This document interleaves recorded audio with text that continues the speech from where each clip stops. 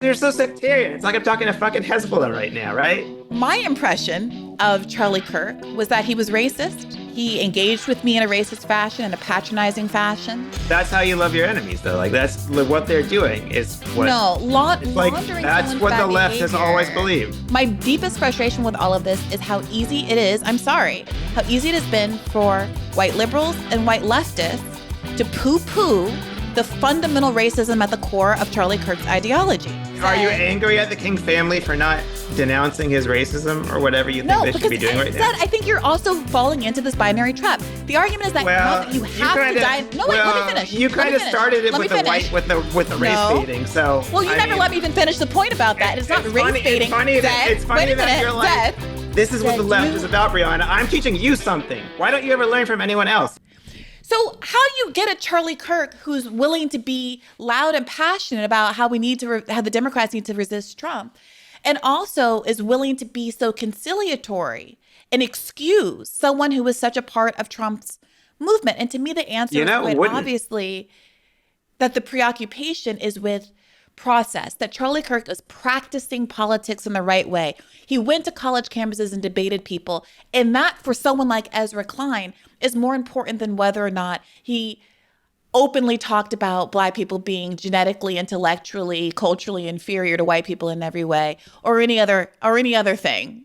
You know what's interesting? I just pulled up Ezra's article and I looked at the reader comments. Do you ever read the reader comments on New York Times? They're really interesting to me. Yeah, they're very interesting to me. Yeah. So there's something called reader picks on reader comments, and reader picks are the ones that are most recommended by the readers. So I'm looking at least the top 5, 6, 7, 8. They pretty much all of them agree with you, I would say. I think the readers really did not like Ezra's article. But there is a way where the two articles you mentioned could correspond. In that, I think one thing about Kirk was that he was very dedicated to pushing the Overton window on politics, right? Like, he wanted to make certain things that used to be taboo normal. He wanted to push the envelope, right?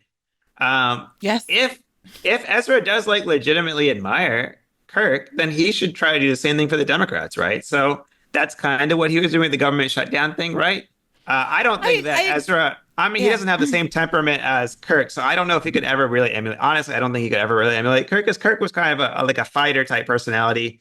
Ezra's very NPR voice. If you listen to his podcast, I enjoy his podcast. I'm not. It's not an insult. I'm just saying they're very different personalities. But if you actually were wanting to emulate Kirk for your side, you should be doing brinksmanship. You should be trying to expand the debate. You should be playing chicken in Congress. So that way there is a little bit of overlap, I think. Well, but that's not quite the point I'm making. I don't think that there's anything wrong with Ezra Klein's do a government shutdown piece. If anything, he's really late on that, and there's a lot of excuse making for why Democrats were right to have not done a government shutdown during the last budget, 3 months ago or whenever. So I don't substantively disagree with that piece. What I disagree with is the idea that in that piece, he rightly hand wrings about growing authoritarianism, and in the Kirk piece is able to selectively put that to the side as largely immaterial while applauding Kirk for these process issues. But don't you also agree with Kirk on the process, though? Wouldn't you want the left to do what Kirk did on the right, though? No, so substantively, I don't think that Kirk's project was valuable or laudable.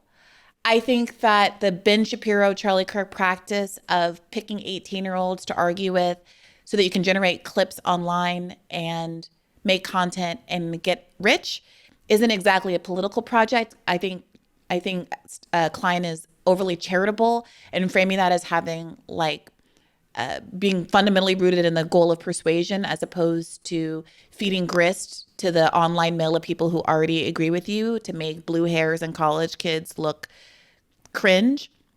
I also don't think he's particularly good at it. I have had an opportunity to debate Charlie Kirk. I found him to be unprepared. I found him to be, frankly, racist. He asked me to come and debate the topic of race. which is not something that I focused my journalism on when I was at The Intercept. In fact, I was very critical of people who weaponized identity to advance the interests of the Democratic Party against the substantive interests of the minority groups they purported to represent. And this is something that came up in the episode, in the debate that we had, where he's like, "You want to talk about race?" And I said, "To the contrary, I'm desperate not to. You invited me here to talk about race, and you have to look in your heart and soul as to why you think that I would want to talk about that. Obviously, it's just because I'm Black." By the way, Piers Morgan does the same. He very much wants me to come on to talk about I believe the subway, the Ukrainian woman who was killed. Every time there's a story in the news that involves a Black person, I pretty predictably get a call from the Piers Morgan producer because he wants me to be the Black person on the panel defending some Black thing. And I'm like, that's not even my beat. But it's very revealing as to what their political project is. So no, I don't agree that Charlie Kirk was practicing politics the right way. Moreover, what Ezra Klein does is, I think it would be one thing if he was like, Charlie Kirk is bad for these reasons, or I disagree with him, I should say, for these reasons in the article, but yada, yada, yada. He doesn't even do that. This is as close as Klein comes to saying anything about Charlie Kirk substantively. He says, "On social media, I've seen mostly decent reactions to Kirk's murder. There is grief and shock from both the left and the right. But I've seen two forms of reaction that are misguided, however comprehensible the rage or horror that provoked them. One is a move on the left to wrap Kirk's death around his views. After all, he defended the Second Amendment, even admitting it meant accepting innocent deaths. Another is on the right to turn his murder into a justification for an all-out war, a Reichstag fire for our time." He goes on to explain why that's the second isn't a good idea, isn't a good thing to do. He never comes back to explaining why the left should not talk about Charlie Kirk's substantive views, including his views on gun control, in the context of his death. He just yada, yada, yadas that one away. And then in the end, he comes back to saying his real thesis, what he really cares about, which is none of the substance, but the following. American politics has sides. There is no use pretending it doesn't, but both sides are meant to be on the same side of a larger project. We are all, or most of us anyway, trying to maintain the viability of the American experiment. Kirk and I were on different sides of most political arguments. We were on the same side on the continued possibility of American politics. I don't know about you, Zed, but I didn't quit the law firm and go into journalism because of some abstract respect for American politics or the viability of the American experiment. I have an ideological fight. I have a substantive fight. I have a fight for the interest of real life people who are financially immiserated and who are victims of mass incarceration and police violence and who are suffering from environmental harms, environmental racism, and an inability to pay their rent, and who have to fight in endless wars because it's the only way you can get healthcare and education in this country.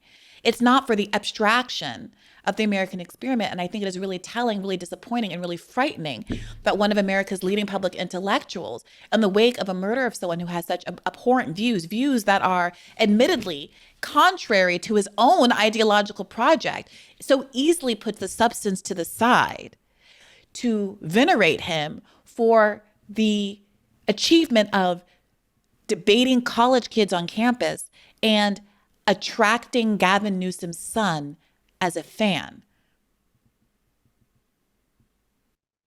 Well, I don't know that his son actually is a fan, or if Newsom just made that up to like pander. 'Cause you can't ever really tell with Newsom. I don't know if that's the point, Zed, but I'll leave it there. It felt laying on a little thick, like when he said his son was a fan. I was like, yeah, I mean, I also wouldn't be surprised if that was just him schmoozing, but like, it's so irrelevant. But that, not any of the substantive things Charlie Kirk has said makes it into the article.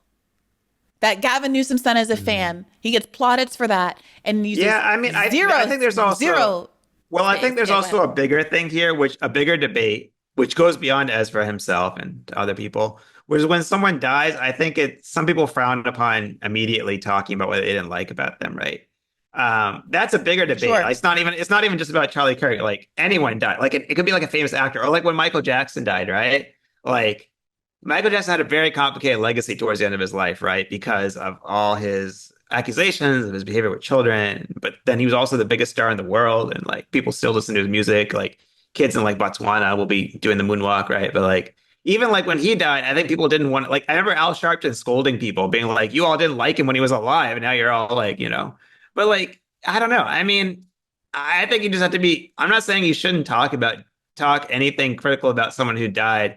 It's just probably the way you approach it, probably, right? If someone was like, "Good, I'm glad," like that wouldn't be nice, But right? Like I that's wouldn't what's do so that. frustrating. Um, Everybody, so to me, the pattern happened like this. And this is just for me, this is my personal experience. I'm not saying that the whole internet reacted this way, but it happened. Found out about it around like 5 p.m., 4 p.m. on what's today? On Wednesday, I guess it was. Didn't say anything. You know, I very much operate under if you have nothing good to say, don't say anything at all. Didn't say anything at all. But then very quickly, you start to get stuff like this Ezra Klein piece. So like to date, I have not said anything directly about like Charlie Kirk's death per se. I've been furious at liberals who are seemingly bending over backward to whitewash this guy's legacy. Like if you like Ezra Klein has the option just to not say anything. I'm not asking everyone, I'm not mad at Ezra Klein because he didn't write a hate piece about Charlie Kirk. I'm irritated that he chose to go out of the way, and Rachel Cohen and a bunch. And by the way, Jacobin was one of the worst offenders. Let me get this Jacobin piece out real quick before we wrap this segment up. Ben Burgis and Megan Day, I really like Megan Day, wrote a piece in Jacobin called Charlie Kirk's Murder is a Tragedy and a Disaster. Now, this is one of our country's leading left publications. I mean, I don't want to spend this whole episode reading from these articles, but I feel like I have to give you, it opens, Charlie Kirk has never received a warm welcome in the pages of this magazine. Fair enough. But it doesn't matter now. The assassination of Kirk is a tragedy. Morally, it is unjustifiable. Politically, is the cause for serious alarm. A larger spiral into political violence would be a catastrophe for the left. So this is seemingly an argument that, the left isn't prepared for an all-out gun war. We don't want this sort of thing, if only because we can't win it. So it's just strategically inadvisable. Fair enough. However, here's the part that really irked me. 4 years ago, one of us, Ben Burgis, did a debate with Kirk on democratic socialism versus conservative populism. His politics have trended in an even worse direction over the years since, flirting with much uglier forms of nationalism and xenophobia. But even in 2021, the substance of Kirk's side of the conversation was indefensible.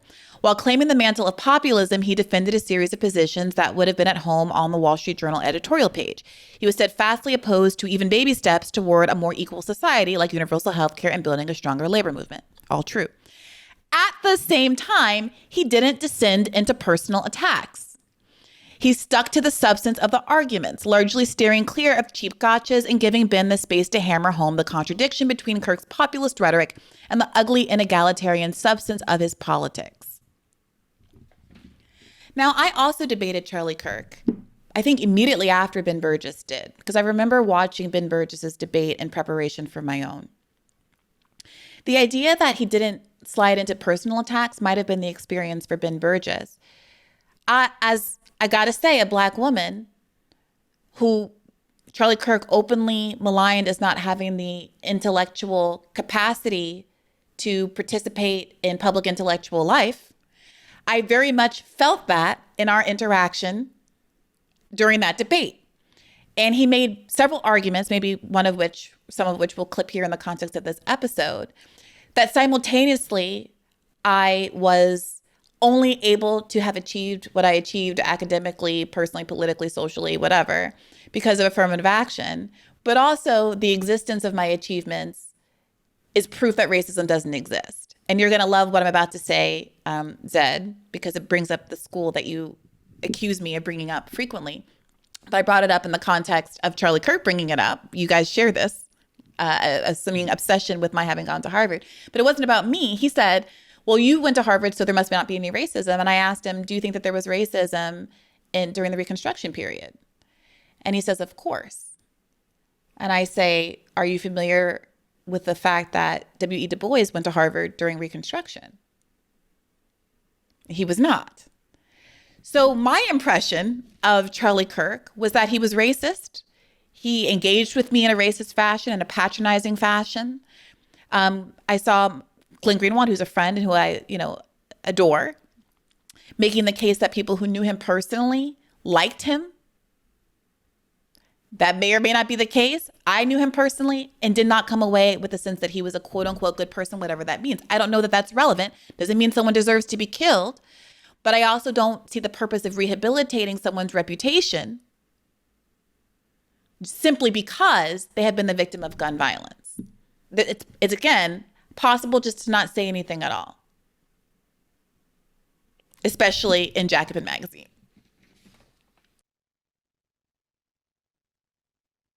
Well, I think that I think it goes back to the very first thing we said on this topic, right? Which is that the asymmetry almost seems to be built in, institutional, and historic, right? Like this is generally how the left thinks about the world, right? The left has a humanistic worldview, and it doesn't really like to demonize people. It doesn't really like to hate people. Like that's kind of the whole point. And the fact that it's asymmetric is actually because the left just had different beliefs about the world. But you don't have to demonize. But even you're sort of doing it, Zed. Like this is not me calling to demonize or hate anybody. Well, it's just to say you. But that's what you do. Like that's literally how you. That's how you love your enemies, though. Like that's what they're doing is what. No, laundering. That's what the left has always believed. That is what the left has always believed. Not what the Twitter people from 2014 believed. Whitewashing somebody's record. No, that article had some very harsh. That article had some very harsh criticism of her. This one didn't do what Ezra Klein did. The Jacobin didn't whitewash his record the way that Ezra Klein did. They did criticize. They did criticize him for sure. Right. I know that article. It was a fine article. I mean, it wasn't a nitpick, but I can nitpick. So, but even that is frustrating to me because my deepest frustration with all of this is how easy it is. I'm sorry, how easy it has been for white liberals and white leftists to poo-poo the fundamental racism at the core of Charlie Kirk's ideology. And maybe that's like maybe that's not that big a deal to someone who hasn't personally experienced it. But when I saw the Ezra Klein article, my immediate reaction, I'm trying to find the tweet that I responded to it. I don't think it's just white. I mean, that's kind of a lazy racialist critique. I mean, I think Martin Luther King Jr.'s kids put out the same, very similar responses to what you just read. No, they didn't. It's very similar. Nope. They did not invalidate. They did not try to whitewash who Charlie Kirk was. This is my response to the Charlie Kirk article when it first came out. I tweeted, you can openly argue that Black people are inferior, that they should be murdered for pre-crime, a la Daniel Penny fiasco. The polite liberals will applaud you in the Times. But if you say free Palestine, they'll accuse you of Jew hatred and fire you from your job. The disrespect liberals show for Black Americans is disgusting and disqualifying. I cannot imagine. I tweeted this also, and Jeff Stein said he had a similar thought when he was reviewing this article that morning. If Charlie Kirk. No, I'm reading the statement from the estate of Martin Luther King Jr. III, Andrea Waters King. This is straight from their statement. Yeah, they said political violence is bad, and no child should see their father killed. Yeah. Whether we agree or disagree with the words a man speaks, we must never lose sight of his humanity, nor forget the sacred dignity that lives within each and every person. I mean, that's not a bad statement. No, I don't disagree with it. That is not the same thing as saying he was substantive. Like Ezra Klein's article substantively applauds him for doing politics the right way. Angry? The article is called "Practicing Politics the Right Way." But are you angry at the King family? Are you angry at the King family for not denouncing his racism or whatever you think they should be doing right now? I think you're also falling into this binary trap. The argument is that not that you have to die. No, wait, let me finish. You kind of started it with the race baiting. So you never let me even finish the point about that. It's not race baiting. It's funny that you're like. Zed, it's not race baiting to point out. And humanist. Wait, how am I selectively racist? No, you're accusing me. Why did you want? No, you're just like Charlie Kirk, actually, Zed. You sound just like him. That's hilarious.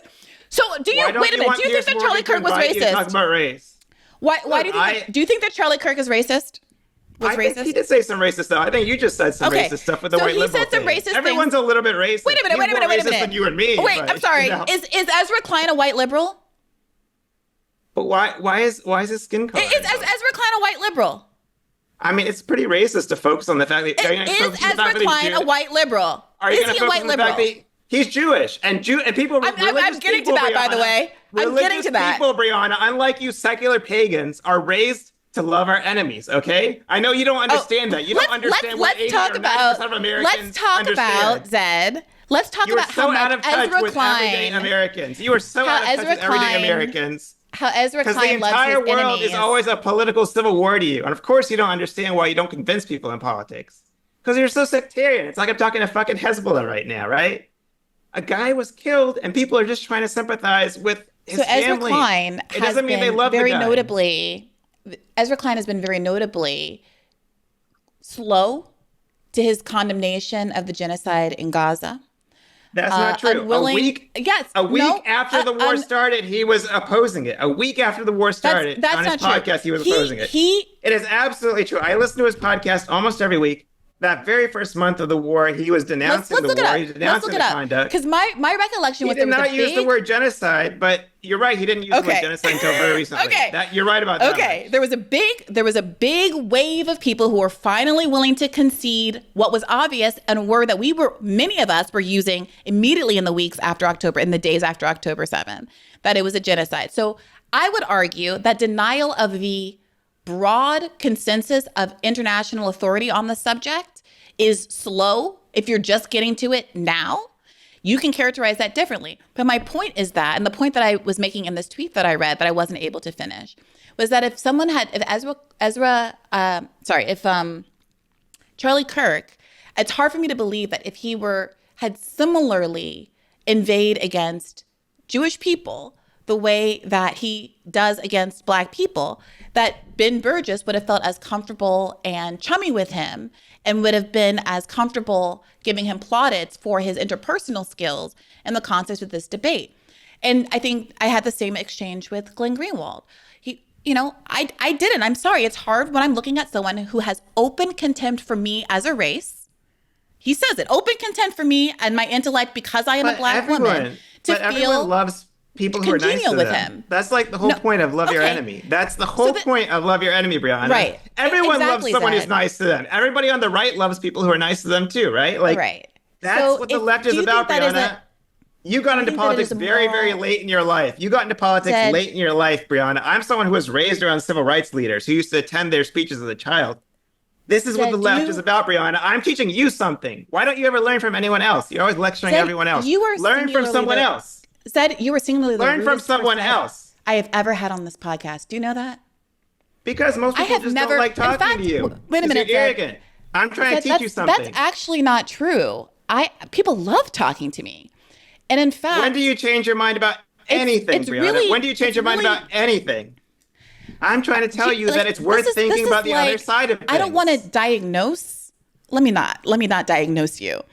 But it's honestly a kind of like almost a scientific curiosity how you manage to be so sort of histrionic and triggered at the most unexpected points in our conversation. Well, let me ask you this. I remember when you told me Ralph Northam was going to resign. Every Black person in Virginia wants him to resign. Guess what happened? He didn't resign, and Black people supported him. I literally don't even remember. I literally don't remember this conversation. Because your politics is about anger and vengeance and like denouncing people, and like that's not what the left is about. That's not you're way out of step with the left. I can't say any more clearly that I'm not asking people to denounce Charlie Kirk.